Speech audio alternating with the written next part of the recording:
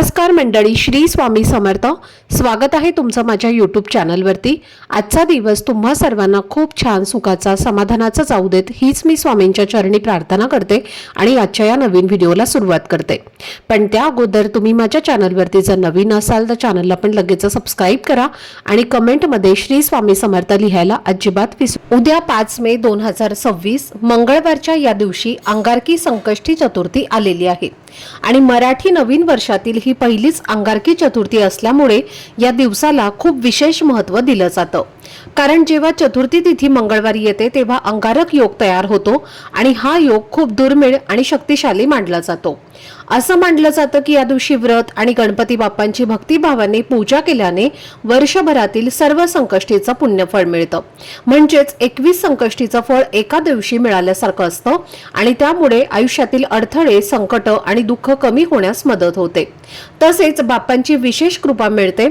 गणपती बाप्पा हे विघ्नहर्ता आणि बुद्धीचे देवता मानले जातात आणि म्हणूनच त्यांच्या पूजेमुळे जीवनात योग्य मार्गदर्शन, शांती आणि प्रगती मिळते।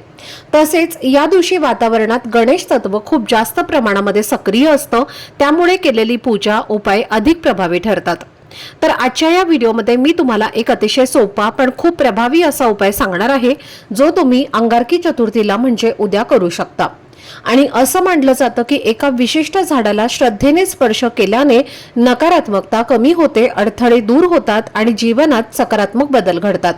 तर हा उपाय नेमका कसा करायचा, कोणत्या झाडाला स्पर्श करायचा आणि कोणता मंत्र म्हणायचा याची संपूर्ण माहिती आजच्या व्हिडिओमध्ये मी तुमच्यासोबत शेअर करणार आहे।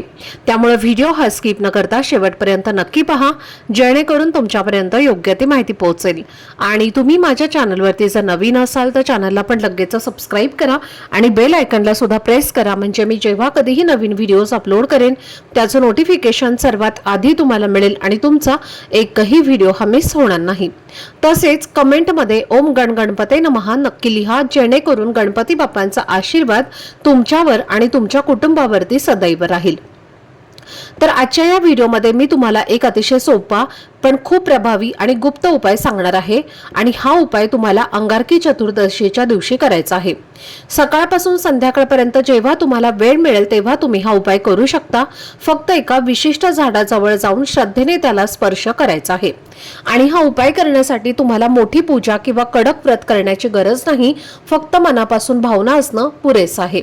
या दिवशी त्या झाडाला स्पर्श करण्यामागे एक पारंपरिक आणि आध्यात्मिक विचार आहे आणि असं मानलं जातं की या पवित्र तिथीला जेव्हा आपण श्रद्धेने हा छोटासा उपाय करतो तेव्हा आपल्या घरात सकारात्मक ऊर्जा वाढू लागते, वातावरण हलकं आणि शांत वाटू लागतं आणि मनातला ताण हळूहळू कमी होतो।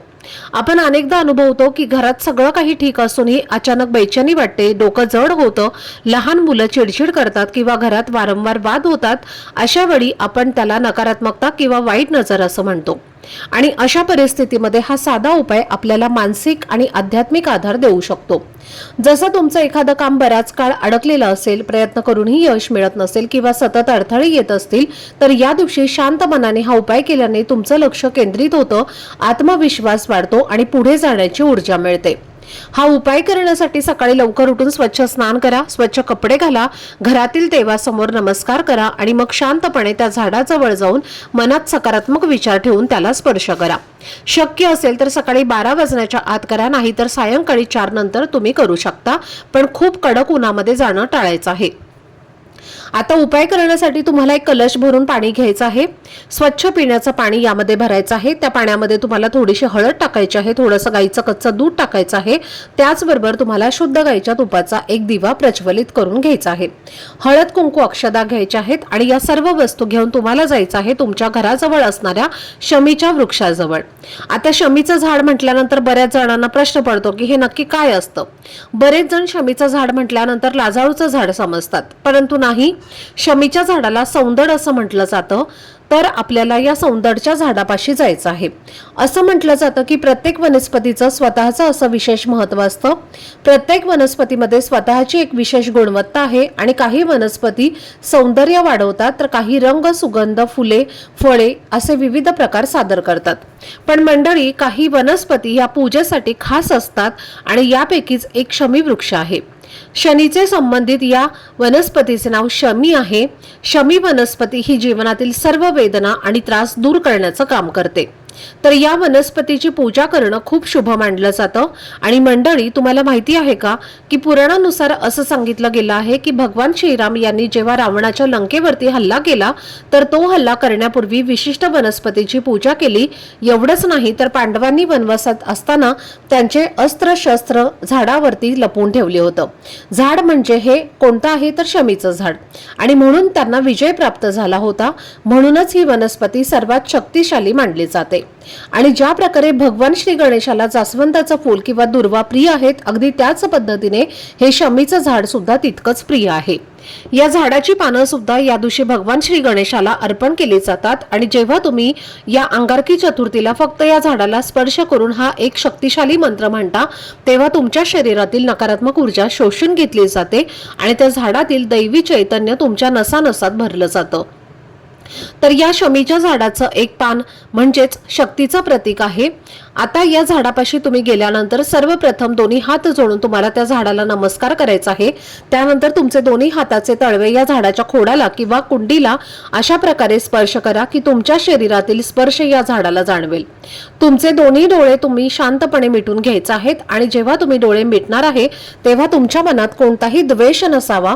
तुमच्या घरातील जी काही गरिबी आहे, जे काही जुने आजारपण आहे किंवा तुमच्या आयुष्यामध्ये जो काही शत्रू आहे, जो तुमच्या प्रगतीमध्ये अडथळे आणत आहे, तर त्या सर्व मनोकामनांचा विचार करा आणि अगदी कळकळीने जणू तुम्ही त्या तुमच्या आईशी बोलत आहे आणि त्या झाडाला असं तुम्हाला सांगायचं आहे की हे वृक्ष राजा, हे चराचर सृष्टीच्या स्वामी, माझ्या जीवनात माझ्या कुटुंबातील सर्व इडापिडा, सर्व दुःख आणि दारिद्र्य तू स्वतःमध्ये शोषून घे आणि मला सुख, समृद्धी आणि शांततेचं वरदान दे।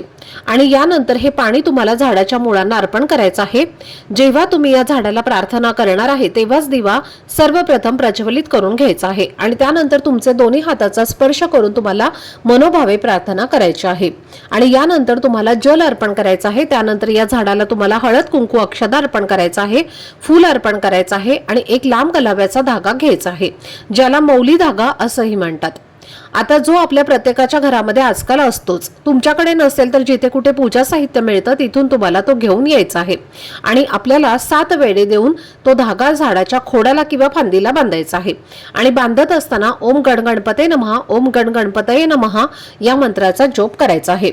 आणि यानंतर या झाडाला 3 प्रदक्षिणा करायच्या आहेत आणि आपल्या उजव्या हाताचा स्पर्श या झाडाच्या खोडाला करायचा आहे। डावा हात आपल्या छातीवरती ठेवायचा आहे आणि आपली जी काही इच्छा आहे तर ती मनोमन व्यक्त करायची आहे। जी काही तुमची इच्छा आहे, जी अपूर्ण आहे, प्रयत्न करत आहे पण ती पूर्ण होत नाही, पैशांच्या अडचणी आहेत, सतत वादविवाद होत आहे, आजारपण आहे, तर जी काही तुमच्या मनातील इच्छा आहे तर ती तुम्हाला प्रार्थना करून व्यक्त करायची आहे। त्यानंतर दोन्ही हात जोडून तुम्हाला त्या झाडाला नमस्कार करायचा आहे। त्यानंतर त्या झाडाची तुम्हाला 3 पानं घ्यायची आहेत आणि ही 3 पानं घेऊन तुम्हाला तुमच्या घरामध्ये येऊन गणपती बाप्पांना अर्पण करायचे आहेत। आता पानं तोडत असताना सुद्धा या झाडाची तुम्हाला सर्वप्रथम माफी मागायची आहे आणि मगच या झाडाची तुम्हाला पानं तोडायची आहेत। आणि ही पानं तुम्हाला गणपती बाप्पांना अर्पण करून पुन्हा एकदा तुमची जी काही इच्छा आहे तर ती तुम्हाला व्यक्त करायची आहे। आता शमीचं झाड जे आहे तर ते कुठेही नर्सरीमध्ये मिळतं, जिथे झाडे मिळतात तिथे सुद्धा तुम्हाला फक्त 50 रुपयांना मिळतं आणि अगदी छोटे छोटे काटे सुद्धा असतात त्याला, तर ते तिथून तुम्ही झाड आणू शकता। जर तुमच्या घरीच झाड असेल तर तुम्ही त्या झाडाची सुद्धा पूजा करू शकता किंवा तुमच्या शेजाऱ्यांच्या घरी झाड असेल तर तिथे जाऊन सुद्धा तुम्ही ही पूजा करू शकता। पण प्रत्येकाने या अंगारकी चतुर्थीला हा उपाय जो आहे तर तो नक्की करा। ज्यांनी हा उपाय केलेला आहे त्यांना त्याचा अनुभव सुद्धा आलेला आहे। अतिशय दैवी शक्ती असलेलं हे झाड आहे आणि या झाडाची या दिवशी पूजा जर आपण केली तर सर्व प्रकारच्या वेदना या नष्ट होतात, प्रत्येक कामामध्ये यश मिळतं, आपल्या आयुष्यामध्ये ज्या काही समस्या आहेत तर त्या दूर होतात, धनसंपत्तीमध्ये वाढ होते। या झाडामुळे आरोग्याची आणि अपघाताची समस्या ही देखील दूर होते, म्हणून तुम्हाला हा उपाय आवर्जून करायचा आहे। यानंतर पुढचा उपाय सुद्धा तुम्हाला नक्की करायचा आहे। अंगारकी चतुर्थी आहे। या दिवशी गाईला थोडासा गुळ आणि चपाती खाऊ घालायची आहे। या दिवशी जर तुम्ही गाईला गुळ आणि चपाती खाऊ घातली तर 33 कोटी देवी देवतांचा आशीर्वाद हा प्राप्त होतो। एवढंच नाही तर मुलांच्या जर कुंडलीमध्ये किंवा आयुष्यामध्ये काही समस्या असतील, मुलं शिक्षण घेणारी आहेत, त्यांना शिक्षणामध्ये यश मिळत नसेल, मुलं जो काही अभ्यास करतात तो त्यांच्या लक्षात राहत नसेल, मुलांना अभ्यासाची गोडी नसेल, अभ्यास त्यांना करावासा वाटत नसेल, तर यासारख्या मुलांच्या सर्व प्रकारच्या समस्या दूर होण्यासाठी या दिवशी मुलांच्या हातून गाईला हिरवा चारा खाऊ घालावा। या दिवशी गाईला मुलांच्या हातून हिरवा चारा खाऊ घातल्याने मुलांच्या जीवनामध्ये ज्या काही समस्या आहेत तर त्या नक्कीच दूर होतात। मुलांचं आरोग्य हे चांगलं राहतं आणि त्यांना प्रत्येक क्षेत्रामध्ये यश मिळायला सुरुवात होते आणि म्हणूनच तुम्ही हा एक उपाय सुद्धा करू शकता। तर हे काही प्रभावी उपाय आहेत आणि याच्या काही सेवा तुम्हाला मी सांगितलेल्या आहेत, तर त्या तुम्हाला उद्या अंगारकी चतुर्थीला करायच्या आहेत। तर ही अत्यंत महत्त्वाची माहिती मला तुमच्यापर्यंत शेअर करायची होती। आजचा हा व्हिडिओ जर तुम्हाला आवडला असेल, माहितीपूर्ण वाटला असेल तर व्हिडिओला लाईक करा, चॅनलवरती नवीन असाल तर चॅनलला सबस्क्राइब करा आणि हा व्हिडिओ आपल्या मित्रपरिवारासोबत जास्तीत जास्त शेअर करा। चला तर मग भेटूया पुढच्या व्हिडिओमध्ये। तोपर्यंत सर्वांना श्री स्वामी समर्थ। धन्यवाद।